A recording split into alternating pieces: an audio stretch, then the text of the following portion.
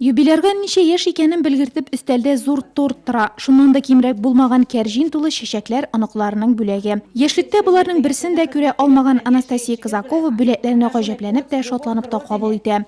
Шуларның беренчесе Россия Федерациясе президенты Владимир Путин һәм район башлыгы Равил Кузюровтан. Телеграмма текстын чуаш әбисенә тәрҗемә итәргә дә туры килмәде. Siz bizning örnek bulup turasız, primer bulup turasız degen. Primer degen, sizin hizmetiniz bilen, yaşayışınız bilen. Ana şulara da balalar da üstürgensiz, şunda zor hizmetler de koygansız. 90 yaş bit, o zaman ikken ol. Kübekken ol, ay kübekken. Ana bilmegen diye. Әбекей рус, татар, чуаш телләрендә иркен аралашудан тыш бик хәтерле дә булып чыкты.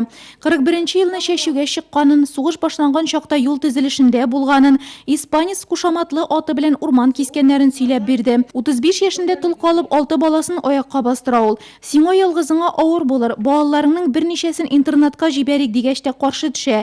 Бүген әнә 10 оныгы, 13 онык чыга һәм бер оныгының оныгы игелеген күреп яши. Спасибо, мама, действительно, что ты нас вырастила, согрела, каждому дала свою частичку своего сердечного тепла. Юбилярның якыннары исә 90 яшьлек истә калсын өчен тырышкан. Оныгы Алена әбисенең костюмына төсле сәйләннәрдән 9 һәм 0 саннарын чиккән. Это такое счастье для нас, такая гордость для нас. Әбиебезнең шундый яшькә җитүе безнең өчен зур горурлык һәм бәхет. Ул әле дә энергияле, кеше ташып тора, оптимист кеше. Безгә киңәшләрен бирә. От всей души поздравляю мою бабушку.